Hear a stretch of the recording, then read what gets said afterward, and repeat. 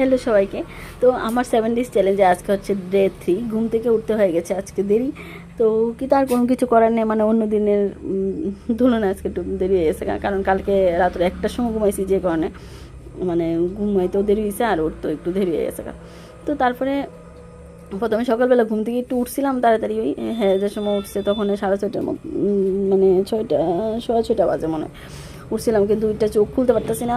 তারপর একটু ঘুমাই গেছি। তো ঘুম থেকে উঠেই প্রথমে গরুর আমরা জল দিয়ে এলাম, জল দিয়ে একটু এদিকে কিতা কিতা হ্যাঁ আমার দেওয়ারে আনছে সানা সোনা আনছে, খাইলাম, খাই আমরা বাসি ঘরটা ঝাড়টা দিলাম। তারপরে আমার দেওয়ারের ঘরটাও ঝাড়টা দিয়ে লাইতেছি, যেহেতু হ্যাঁ বিয়া করছে না, অন হেয়ার ঘরটা আমারই ঝাড়টা দিতে লাগে, কিছু করার নেই, হেয়ার বয়লে হেয়ার বউ দিব আর কি। তারপর হেয়ার বিছনা টিছনাও তুলে নিলাম, তুললা এদিকে ঘরটা ঝাড় দিয়ে লাইতেছি, ঝাড়ু টাড়ু দিয়ে তারপরে ঘর মোছার প্রস্তুতি নিবো আর কি। প্রথমে আগে বাসি ঘরটা ঝাড়ু দিতেছি। আর আমি আজকে মানে স্টুডিওতে আইতেইব তাড়াতাড়ি, কারণ আজকেও আমার স্টুডিওতে স্মুথনিংয়ের কাজ আছিল। তারপরে এই যে ঘর মোছা কাজে ঢুকে গেলাম, আমরা ঘর মুছে নিলাম। তারপর আমার দেওয়ালের ঘরটাও মুছে লাইতেছি। ঘর মুছার কাজ শেষ করে তারপরে অন্য কাজে যাবো আর কি। আগে এই কাজ দিয়ে তাড়াতাড়ি সেরে লাইতেছি, নাইলে আবার দেরি হয়ে যাবো। তারপর ঘরটা মুছে শেষে পরে আমার জামাই কইতেছে যে একটা ডাব আইনা দো, তোমার কাটটা দিই খাইতে, সকাল সকাল ডাব খাইলে ভালো। তো আমি কয়েছে ঠিক আছে দৌ। তারপরে মারও কইছি একটু ডাব খাইতো, মাগো খাইতো না, মার বিলে খাওয়ানোর সময় না, ইচ্ছা ডাবটা কাটতে দিব, পিয়া খাওয়ানোর সময় নাই, কেমন কাম ফাঁকলে এটা এবার বুঝতেছোই তোমরা। আচ্ছা যাই হোক, তো মা এদিকে রান্না করতেছে, তো এদিকে হ্যাঁ আমার ডাবটা কাটতে দিছে বলে ডাবটা খাই নিলাম।